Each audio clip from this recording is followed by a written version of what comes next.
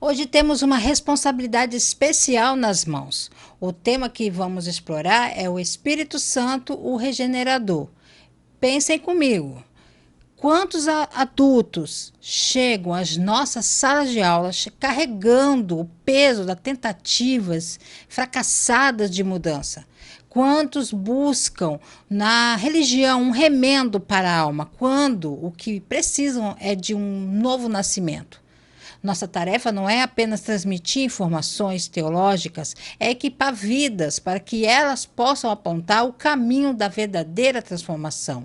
Ensinar sobre o Espírito Santo exige mais do que domínio do conteúdo, exige sensibilidade espiritual. Mas lembre-se, o maior recurso didático que vocês terão não é o quadro, nem a revista, mas a unção do próprio Espírito sobre a vida de cada um de vocês.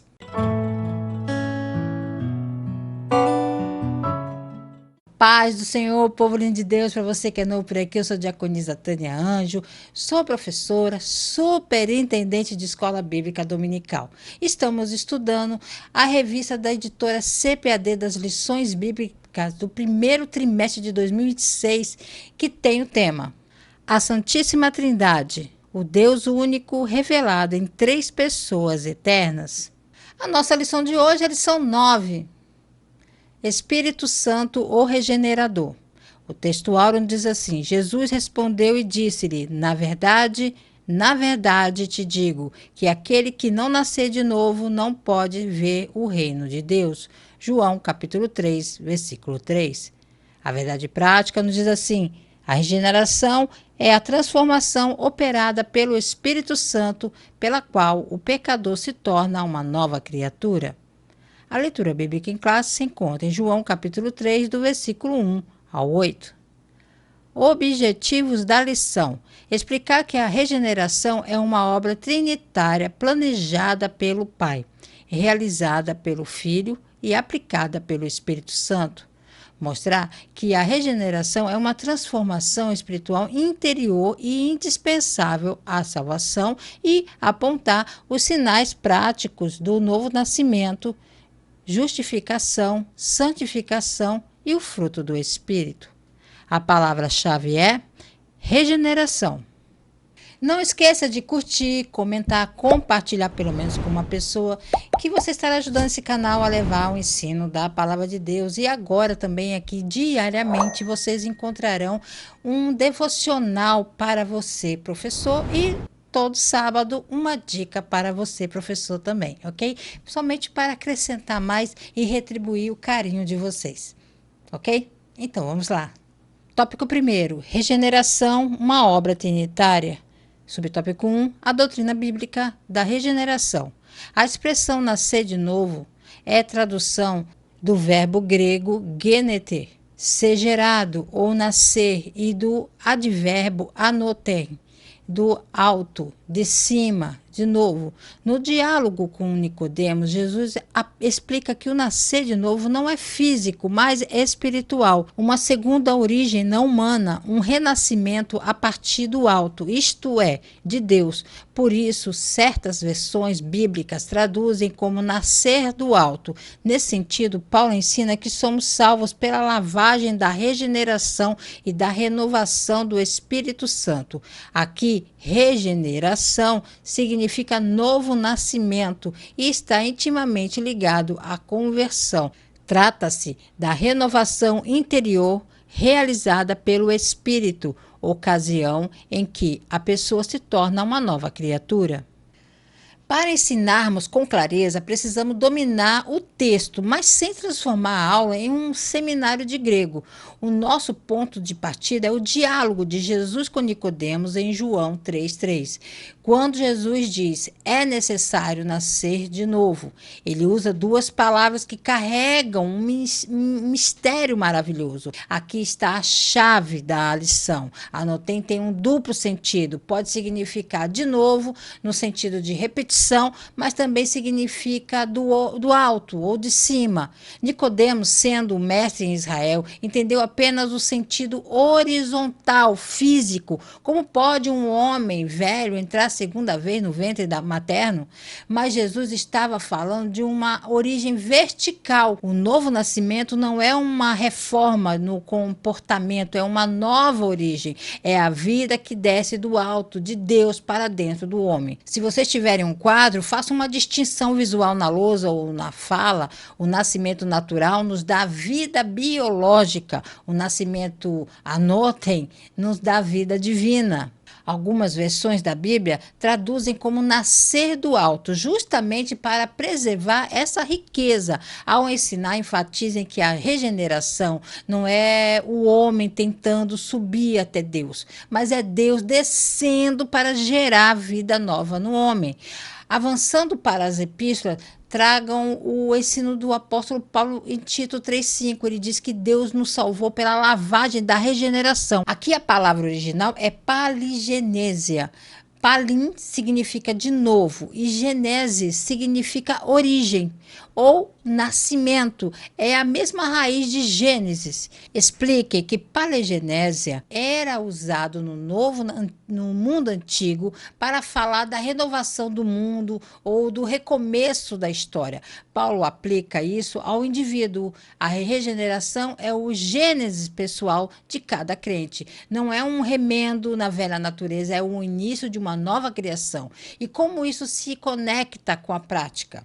É aqui que entra 2 Coríntios capítulo 5, versículo 17. Se alguém está em Cristo, nova criatura é. A regeneração é a obra interior e invisível do Espírito Santo que torna possível a transformação visível.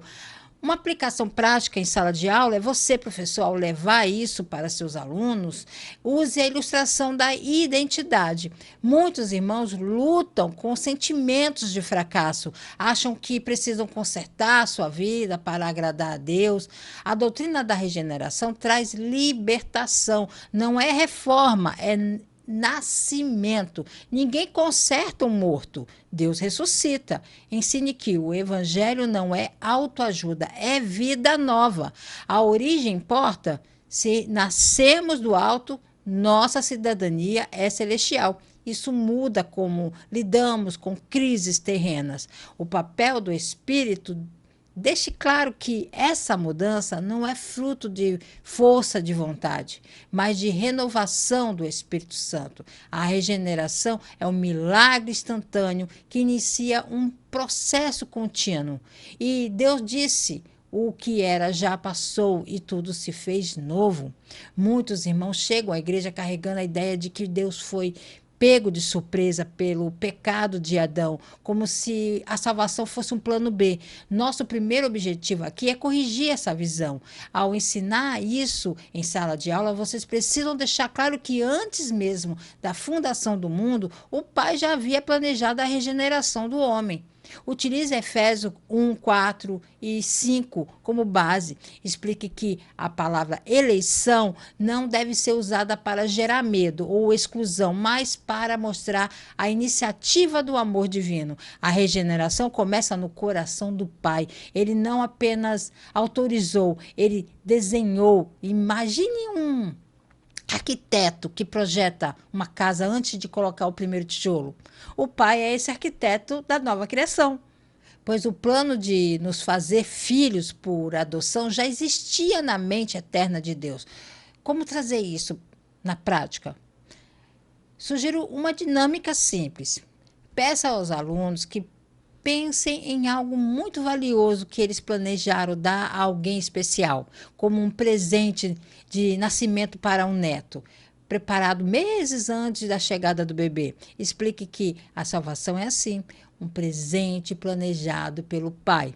Antes de nós existirmos, isso remove o peso da meritocracia. Muitas vezes os irmãos estão cansados de tentar corrigir a salvação por esforço. Precisa ouvir que o planejamento veio de Deus, não dele. Subtópico 2, a regeneração como exigência de Jesus. Cristo declarou que aquele que não nascer de novo não pode ver o reino de Deus. Equivale dizer que a regeneração é absolutamente necessária. Ela é a porta de entrada no reino. A obra inicial da graça que principia a transformação do pecador. No milagre do novo nascimento, a fé e arrependimento. Tornar-se uma nova criatura é uma exigência absoluta, uma condição essencial para a salvação. Portanto, o plano divino para a regeneração deve ser pregado com prioridade.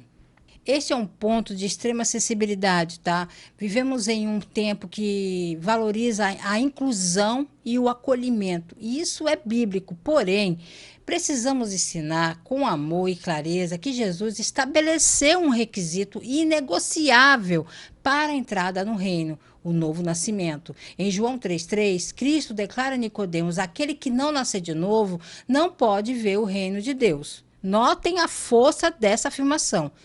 Jesus não diz, será melhor se nascer de novo ou isso ajuda no seu crescimento. Ele diz, não pode. É uma impossibilidade espiritual. Sem a regeneração, por mais religioso, moral ou sincero que alguém seja, essa pessoa não tem acesso às realidades do reino. Ao preparar sua aula, ajude os alunos a entenderem que Jesus não está sendo excludente por maldade, mas amoroso por verdade. É como um médico que diz, sem esse tratamento não há cura.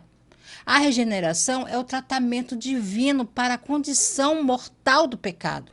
Reforcem também Mateus 18,3, onde Jesus diz, se não vos converterdes e não vos tornardes como criança, de modo algum entrareis no reino dos céus. Tornar-se como criança não é sobre ingenuidade, mas sobre dependência total, humildade e receptividade à graça.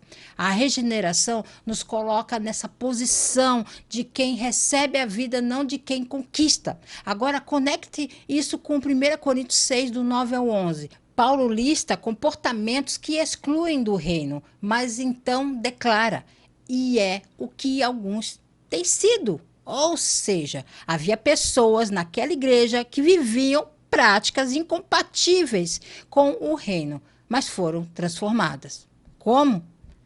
Fostes lavados, fostes santificados, fostes justificados. A regeneração é a porta de entrada que torna possível toda a transformação subsequente.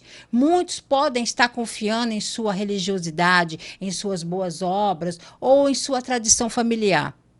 Como abordar isso? Use perguntas reflexíveis.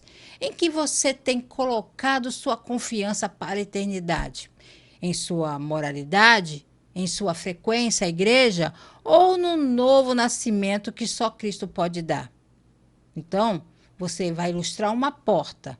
A regeneração não é uma janela que se abre para quem é bom o suficiente. É a única porta, é Cristo que é quem abre. Ninguém entra por esforço próprio. Enfatize que fé e arrependimento em Mateus 4,17. Jesus inicia seu ministério com arrependei-vos. Olha só, a regeneração não é mágica. Ela envolve uma resposta humana de fé e arrependimento. Ensine que arrependimento não é apenas remorso, é mudança de direção. Quem nasce de novo anda em nova direção. E aqui entra um ponto essencial. Gálatas 6,15 afirma que nem a circuncisão, nem a incircuncisão valem coisa alguma, mas o ser nova criatura. Em outras palavras, ritos religiosos, tradições ou aparências externas não substituem a realidade interior do novo nascimento. Ensine que Deus olha para o coração. A regeneração é a obra interna que inevitavelmente produz frutos externos. Por fim, encerre esse subtópico lembrando que, por ser uma exigência de Jesus, a mensagem da regeneração deve ser pregada com prioridade, conforme Marcos 16,15. Não podemos suavizar o evangelho para torná-lo mais palatável. O amor verdadeiro não omite a verdade. Subtópico 3. O Pai como o autor da salvação. A regeneração ou o novo nascimento tem sua origem no plano eterno e soberano de Deus. É Ele quem inicia a obra da redenção, movido por seu amor imensurável e por sua vontade de salvar os pecadores. Esse amor divino é a fonte primária da salvação, não condicionado aos méritos humanos, mas oferecido por graça divina mediante a fé. Essa verdade gloriosa exalta o Pai como a fonte de toda boa dádiva e o autor da nova vida que recebemos. Depois de entendermos o que é a regeneração e que ela é exigência de Jesus, agora precisamos responder à pergunta: de onde vem tudo isso? A resposta bíblica é clara. A regeneração tem sua origem no plano eterno e soberano de Deus Pai. Ao preparar sua aula, comece destacando Efésios 1, capítulo 1, do versículo 4 e 5. Paulo nos lembra que Deus nos escolheu nele antes da fundação do mundo.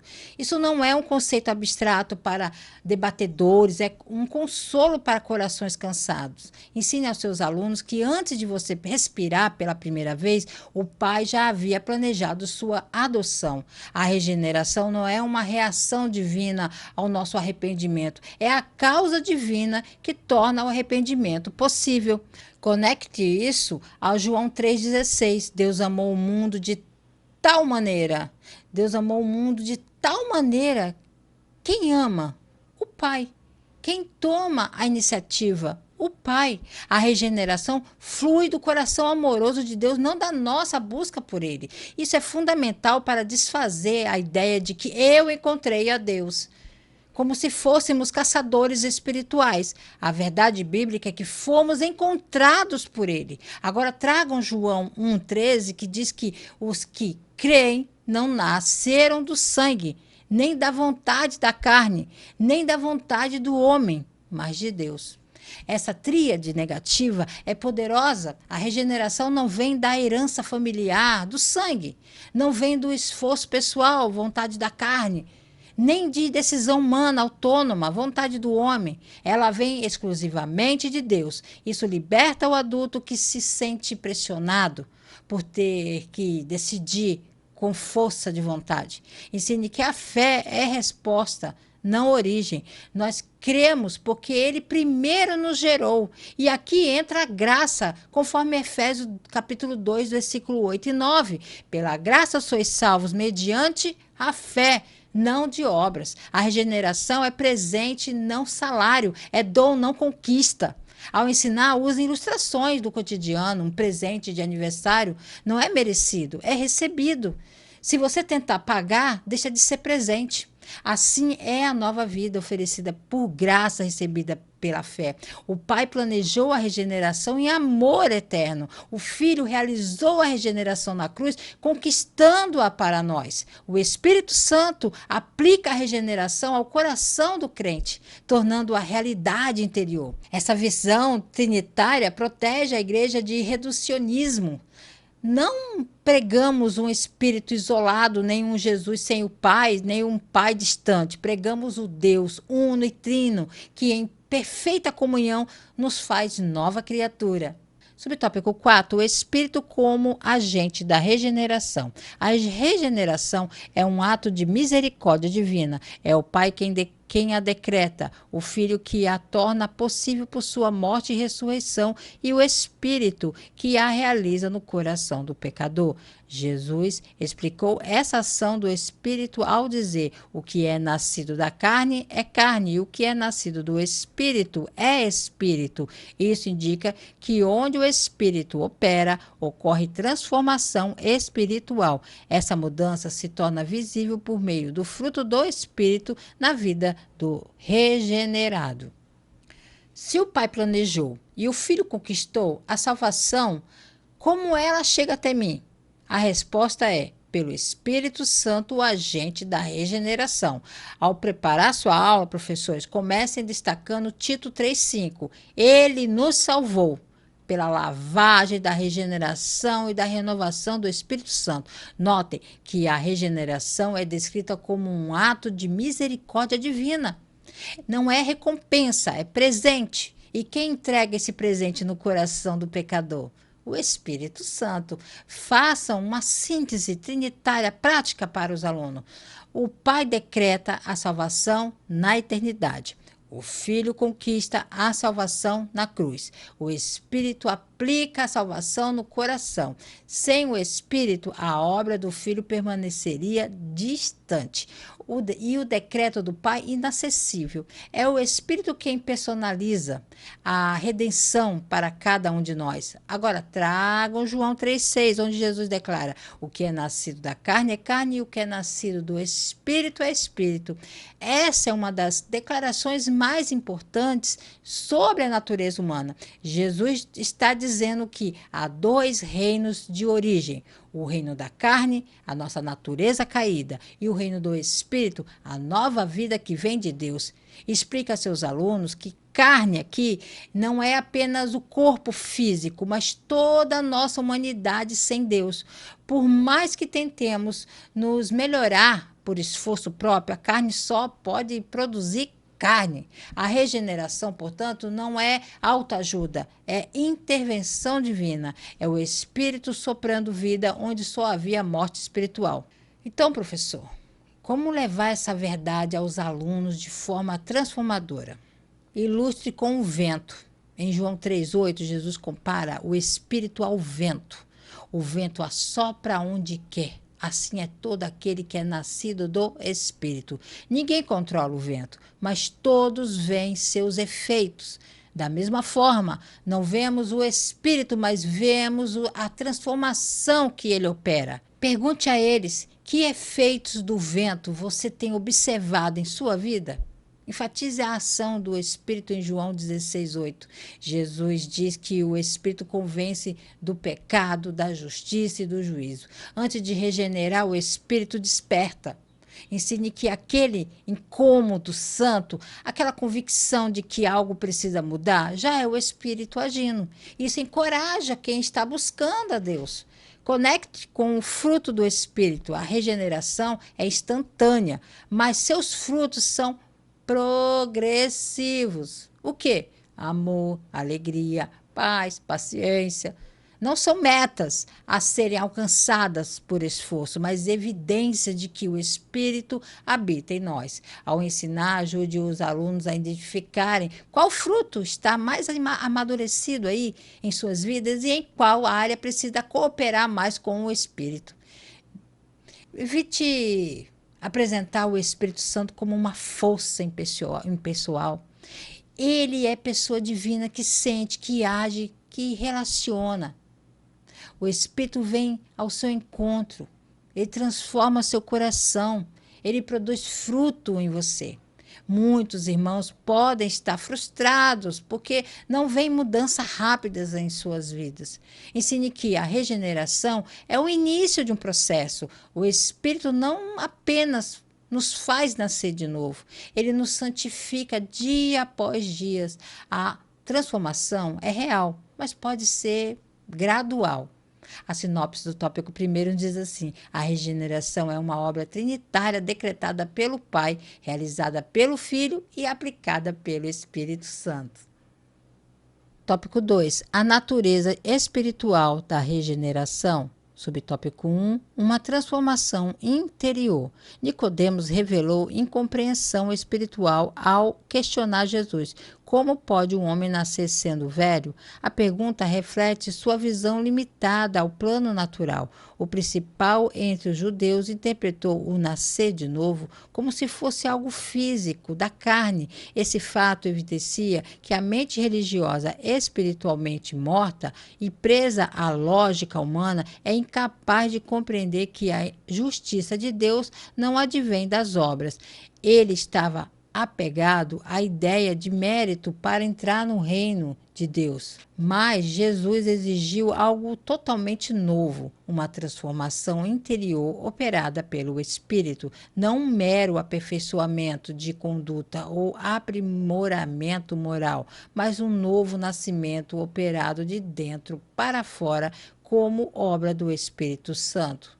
Quando Nicodemos se aproxima de Jesus à noite, ele traz consigo toda a sua formação religiosa, sua lógica humana, sua compreensão limitada ao plano natural. Ao ouvir que é necessário nascer de novo, ele pergunta: como pode um homem nascer sendo velho? Essa pergunta, registrada em João 3,4, revela muito mais do que uma dúvida. Revela uma mente que ainda não foi iluminada pelo Espírito para compreender as realidades espirituais. Nicodemos pensou em ventre materno, em processo físico, em algo que pudesse ser controlado ou repetido, mas Jesus estava falando de outra ordem de realidade, uma transformação que começa no mais profundo do ser humano, operada pelo Espírito Santo de dentro para fora. Ao preparar sua aula, ajude seus alunos a entenderem que a mente religiosa, quando ainda não foi regenerada, tende a interpretar as coisas de Deus pela lógica do mérito e do esforço. Como Paulo ensina em 1 Coríntios 2,14, o homem natural não compreende as coisas do Espírito, porque elas se discernem espiritualmente. Não se trata de falta de inteligência. Nicodemos era mestre em Israel, mas de uma limitação espiritual que só o Espírito pode superar. Conecte esse ensino em Romanos 10,3, onde Paulo descreve aqueles que, ignorando a justiça de Deus e procurando estabelecer a sua própria, não se sujeitaram à justiça divina. Esse é o cerne da questão. A regeneração não é o homem subindo até Deus por esforço, é Deus descendo até o homem por graça, operando uma transformação radical no coração. Jesus não ofereceu a Nicodemos um aperfeiçoamento moral, um ajuste de conduta ou uma reforma de hábito. Ele exigiu um novo nascimento. E essa é a mensagem que precisamos transmitir aos nossos alunos. Não basta mudar o comportamento, é preciso ser transformado na essência.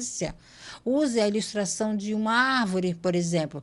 Não se colhe uvas de um espinheiro tentando pintar os espinhos de roxo. É preciso mudar a natureza da árvore. Assim, a regeneração, o Espírito Santo não remenda a velha natureza, ele implanta uma nova natureza, capacitando-nos a viver de forma agradável a Deus. Ao levar isso para a sala de aula, seja sensível ao coração dos alunos. Muitos estão na igreja por tradição, por pressão familiar ou até por medo e podem estar tentando consertar a vida por esforço próprio.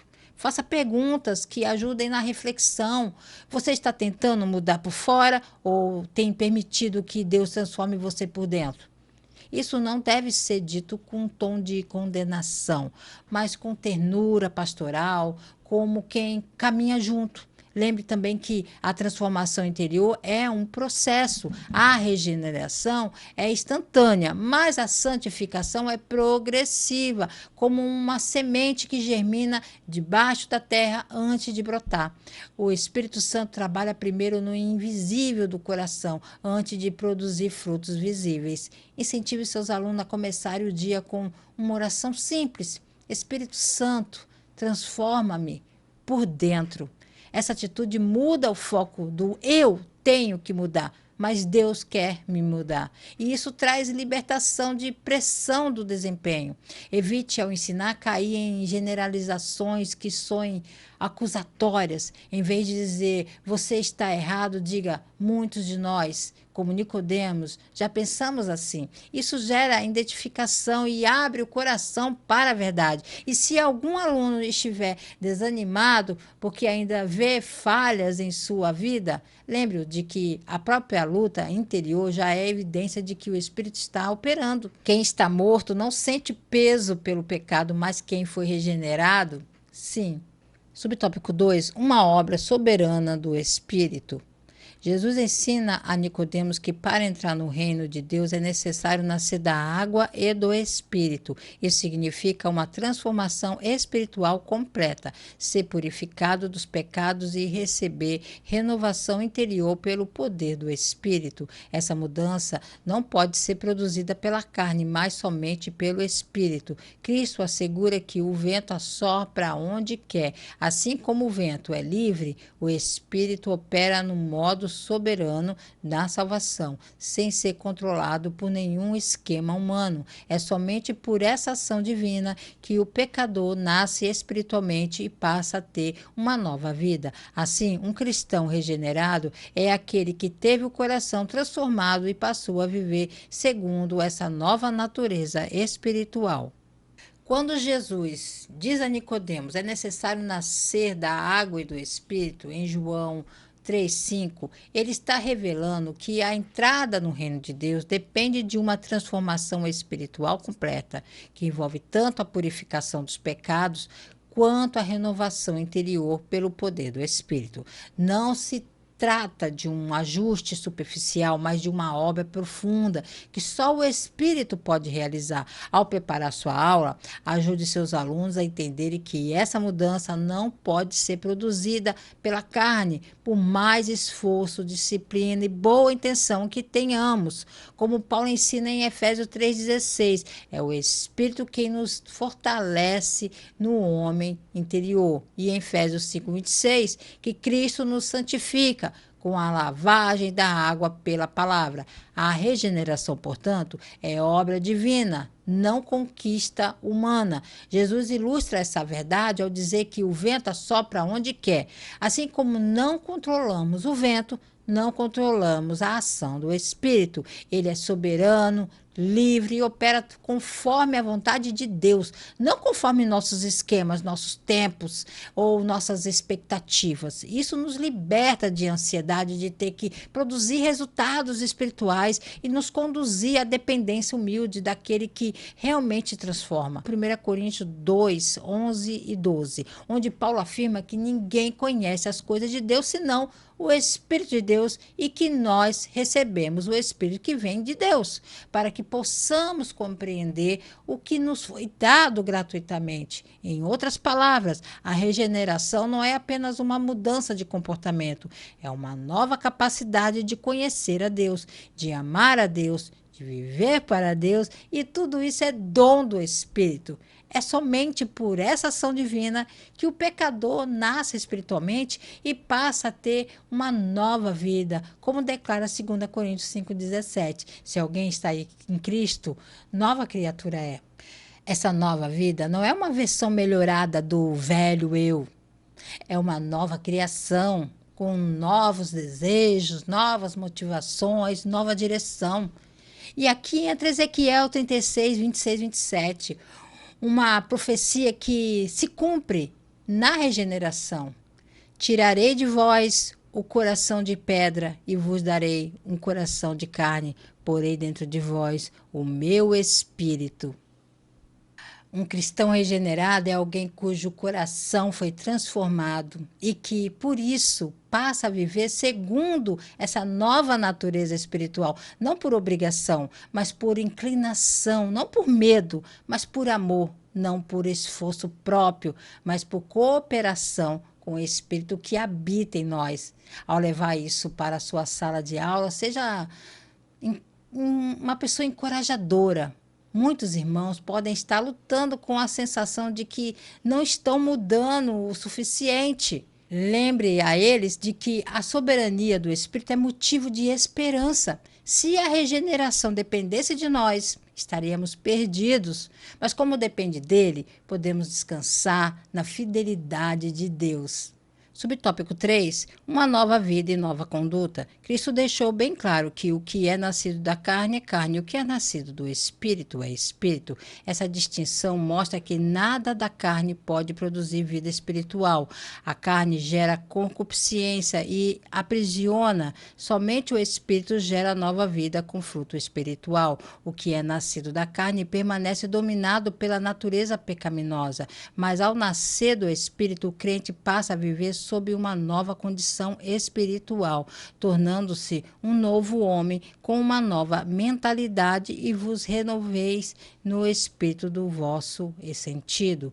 Essa nova vida se evidencia na prática da justiça, no amor fraternal, no desejo pela palavra e na obediência a Cristo, marcas da regeneração genuína. Chegamos ao ponto que conecta a teologia da regeneração.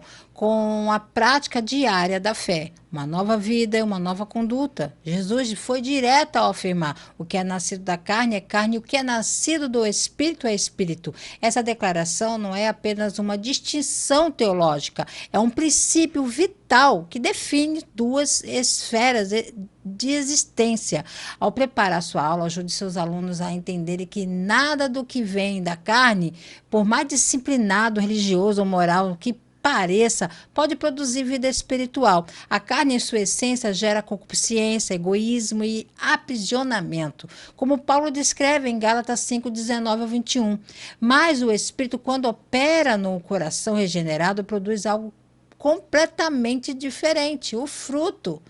Amor, alegria, paz, paciência, benignidade, bondade, fidelidade, mansidão e domínio próprio. Note que Paulo não fala em frutos, no plural, como se fossem conquistas separadas, mas fruto no singular, uma única realidade espiritual que se expressa em múltiplas virtudes. Isso significa que a regeneração não produz uma lista de regras a serem seguidas, mas uma nova natureza que naturalmente inclina o crente para o bem. Conecte esse ensino com Romanos 8:5, onde Paulo afirma que os que são segundo a carne inclinam-se para as coisas da carne, mas os que são segundo o Espírito para as coisas do Espírito. A regeneração muda a inclinação fundamental do coração. Não se trata apenas de fazer coisas diferentes, mas de desejar coisas diferentes. E é aqui que entra Efésios 4:23. E vos renoveis no espírito do vosso sentido. A nova vida exige uma nova mentalidade. Ensine aos seus alunos que a transformação interior, operada pelo Espírito, precisa ser cultivada por meio da renovação da mente, pela palavra, pela oração e pela comunhão. Não é algo automático, é cooperativo. Nós nos renovamos porque ele já nos renovou. Ao levar isso para a sala de aula, seja prático e encorajador. Muitos alunos podem estar lutando com velhos hábitos e se perguntando: será que realmente nasci de novo? Ajude-os a identificarem as marcas da regeneração genuína, conforme 1 João 3:9 e Romanos 6:4. A prática da justiça não como perfeição, mas como direção. O amor fraternal não como sentimento, mas como escolha. O desejo pela palavra não como obrigação, mas como fome. E a obediência a Cristo não como peso, mas como resposta de gratidão. Essas não são condições para ser salvo, mas evidências de que a salvação já operou. A sinopse do tópico 2 nos diz assim: a regeneração é uma transformação interior operada pelo Espírito, purificando e renovando o pecador para viver em uma novidade de vida. Tópico 3: sinais no novo nascimento em Cristo. Subtópico 1: a justificação pela fé. Pela fé em Cristo, o pecador é justificado recebendo uma nova posição diante de Deus, não por mérito pessoal, mas pela obra redentora do Calvário. O crente não é apenas perdoado, mas é declarado justo diante de Deus, isto é, absolvido da culpa, da punição e da condenação do pecado. Essa dádiva é recebida somente por meio da fé, como resposta à graça de Deus e revelada em Cristo. A justificação, portanto, não acontece à parte da fé, mas após a pessoa crer em Cristo como Salvador. Esse é o resultado da ação do Espírito Santo que leva o pecador à fé e, consequentemente, à justificação. Os efeitos da justificação pela fé incluem a paz com Deus e a adoção como filhos amados do Pai. Um dos pilares mais gloriosos da fé cristã é a justificação pela fé. Ao preparar sua aula, ajude seus alunos a entenderem que, pela fé em Cristo, o pecador recebe uma nova posição diante de Deus, não por mérito pessoal, não por esforço, não por religiosidade, mas exclusivamente pela obra redentora do Calvário, como ensina em Romanos 3, 24 e 28. Essa é uma verdade libertadora para a pessoa que muitas vezes carrega o peso de tentar ser bom o suficiente para agradar a Deus. Explique que Justificação é um termo florense, jurídico, tá? Significa ser declarado justo. Não é que o crente se torne moralmente perfeito no instante da conversão, não é isso. Isso é a santificação, um processo progressivo, mas ele é absolvido da culpa, da punição e da condenação do pecado. Como Paulo cita em Romanos 4:8, versículo 8: felizes são aqueles cujas transgressões são perdoadas e cujos pecados são cobertos. Feliz é aquele cujo pecador o Senhor nunca levará em conta. Essa declaração não é baseada em nossas performances, mas na performance perfeita de Cristo em nosso favor. Conecte esse ensino com Romanos 3:22. Justiça de Deus mediante a fé em Jesus Cristo para todos os que creem. A justificação não acontece à parte da fé, ela é recebida quando a pessoa crê em Cristo como Salvador. Como afirma em Gálatas 2:16, sabendo que o homem não é justificado por obras da lei, mas pela fé em Jesus Cristo. E aqui entra o papel do Espírito Santo, conforme João 16:8. É ele quem convence o pecador do pecado e da justiça e do juízo, levando-o ao arrependimento e à fé. Em outras palavras, a justificação é dom de Deus, mas é recebida por meio de uma resposta humana. A fé. Muitos irmãos podem estar confundindo perdão com justificação. Perdão é a remoção da culpa. Justificação é a imputação da justiça de Cristo. Não somos apenas livres da condenação, somos vestidos com a justiça de Deus. Olha só, imagine um réu condenado que, em vez de receber a sentença de prisão, é surpreendido pelo juiz que não apenas o absolve, mas o adota como filho e lhe dá a sua própria roupa limpa. Isso é justificação. Os efeitos práticos dessa verdade são produzidos. Romanos 5:1 declara: tendo sido, pois, justificados pela fé, temos paz com Deus por nosso Senhor Jesus Cristo. Paz com Deus não é um sentimento oscilante, é uma posição objetiva. Mesmo quando nos sentimos distantes, a paz permanece, porque foi conquistada por Cristo, não por nós. Subtópico 2. A vida de santificação. Na obra da redenção, o pecador é imediata e simultaneamente salvo, regenerado, justificado e adotado como filho de Deus. A partir daí, inicia-se o processo contínuo de santificação, ou seja, uma vida separada do pecado e consagrada à obediência até a sua glorificação final no dia de Cristo. O crente passa a viver segundo o Espírito e não mais como escravo da carne. Conforme abordado na lição anterior, a santificação apresenta aspectos posicionais e progressivos.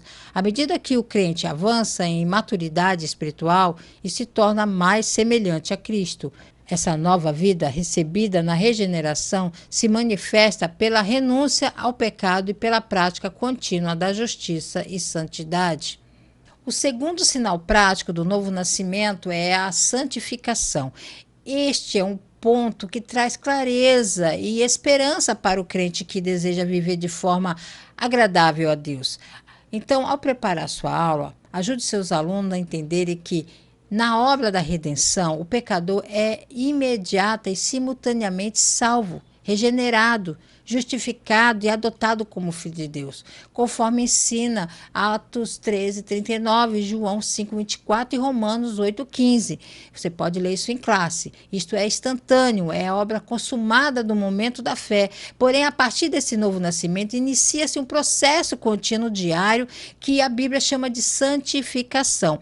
Explica aos seus alunos que santificação significa separação, ser separado do pecado e consagrado à obediência a Deus. Não é um evento único, mas uma jornada que se estende por toda a vida do crente, até a glorificação final no dia de Cristo, como afirma 2 Coríntios 3:18. Somos transformados de glória em glória na mesma imagem, como pelo Espírito do Senhor. Conecte isso ao ensino com 1 Tessalonicenses 4, 3 e 4, onde Paulo declara que a vontade de Deus é a nossa santificação, que nos abstenhamos da prostituição e que saibamos possuir o nosso corpo em santificação e honra. O crente regenerado não vive mais como o escravo da carne, dominado por paixões e desejos egoístas. Ele passa a viver segundo o Espírito que em liberdade para amar e obedecer. É importante destacar, como vimos na lição anterior, que a santificação possui dois aspectos complementares, o posicional e o progressivo. Posicionamento em Cristo, já somos santos. Deus nos vê como santificados pelo sangue de Jesus e progressivamente estamos sendo feitos santos. O Espírito Santo nos transforma dia após dia, à medida que cooperamos com Ele. Como Pedro exorta em 1 Pedro 1, 15 e 16, sede santos em toda a vossa maneira de viver, porquanto escrito está, sede santos, porque eu sou santo. Essa exortação não é um peso, mas um convite. Fomos chamados para refletir o caráter daquele que nos chamou. Ao levar isso para a sua sala de aula, seja prático e encorajador. Muitos alunos podem estar desanimados porque ainda lutam com velhos hábitos e se perguntam, será que estou crescendo? Ajude eles a entenderem que a santificação é um processo, não perfeição instantânea. O fato de haver luta, de haver desejo de mudar, já é evidência de que o Espírito está operando. Use a ilustração da escultura. O Espírito Santo é o artista e nós somos a obra em suas mãos. Às vezes o cisel dói, às vezes não entendemos o processo, mas o artista sabe exatamente o que está fazendo e o resultado final será glorioso. Subtópico 3. O fruto do Espírito. O importante efeito visível da regeneração é o fruto do Espírito: amor, alegria, paz, longanimidade, benignidade, bondade, fé, mansidão e temperança. Não se trata de dons espirituais, mas de virtudes que o Espírito Santo produz no caráter do regenerado como expressão de sua nova vida. Antes era dominado pelas paixões carnais, mas agora manifesta a presença do Espírito em suas atitudes diárias. Portanto, o fruto do Espírito é a evidência prática da regeneração. Quem nasceu de novo passa a refletir, ainda que imperfeitamente, o caráter de Cristo em suas palavras, ações e reações. Tal postura não pode ser esporádica, mas uma marca contínua da nossa vida recebida em Cristo. Um dos sinais mais belos e convincentes do novo nascimento é o fruto do Espírito. Ao preparar sua aula, ajude seus alunos a entenderem que o fruto do Espírito, amor, alegria, paz, longanimidade, benignidade, bondade, fé, mansidão e temperança não é uma lista de virtudes que devemos conquistar por esforço próprio, mas o resultado natural da presença do Espírito Santo no coração regenerado. Note que Paulo usa a palavra fruto no singular, não frutos. Isso é intencional. Não se trata de 9 qualidades separadas que podem escolher desenvolver, mas de uma única realidade espiritual que se expressa em múltiplas dimensões do caráter. Em outras palavras, o Espírito não produz apenas um pouco de amor aqui e um pouco de paciência ali. Ele produz Cristo em nós. E Cristo é a plenitude de todas essas virtudes. Conecte esse ensino a Efésios 2:10, porque somos feitura sua, criados em Cristo Jesus para as boas obras, as quais Deus preparou para que andássemos nela. O fruto não é o meio para sermos aceitos, é a evidência de que já fomos aceitos e transformados. Antes da regeneração, o homem era dominado pelas paixões da carne, como descreve Gálatas 5, 19, 21. Mas ao nascer do Espírito, ele passa a manifestar, ainda que de forma progressiva e imperfeita, a presença divina em suas atitudes diárias. Conforme Romanos 8,5, os que são segundo o Espírito inclinam-se para as coisas do Espírito. O fruto do Espírito é a evidência prática da regeneração, como Jesus ensina em Mateus 7,16. Pelos seus frutos os conhecereis. Não se trata de perfeição instantânea, mas de direção constante. Quem nasceu de novo passa a refletir, ainda que com limitações, o caráter de Cristo em suas palavras, ações e reações. Conforme Lucas 6,40, o discípulo perfeito será como seu mestre. Use uma ilustração simples, uma laranjeira que não se esforça para produzir laranjas. Ela simplesmente as produz, porque essa é a sua natureza. Assim é o regenerado. Não vive para provar que tem o Espírito, mas vive porque o Espírito habita nele e, naturalmente, produz seu fruto. A sinopse do tópico 3 diz assim: os sinais do novo nascimento incluem a justificação pela fé, a vida de santificação e a manifestação contínua do fruto do Espírito. A conclusão na revista nos diz assim: a regeneração é uma obra trinitária operada pelo Espírito Santo. Não é um esforço humano, mas uma transformação espiritual profunda. Como regenerador, o Espírito concede nova vida, uma nova natureza e uma nova direção ao ser humano. É necessário nascer do alto para ver e entrar no reino, que cada crente se deixe conduzir pelo Espírito e reflita dia a dia a natureza divina recebida no novo nascimento. E chegamos ao fim dessa preparação, mas é aqui que começa a verdadeira obra. Ao longo desse estudo, vimos que a regeneração não é uma obra humana, mas um milagre da Trindade, planejada pelo Pai, conquistada pelo Filho e aplicada pelo Espírito. Aprendemos que não se trata de reforma moral, mas de uma transformação interior radical, que se evidencia na justificação, na santificação e no fruto do Espírito. Agora, leve isso para as suas salas de aula, não como um peso, mas como um convite à vida.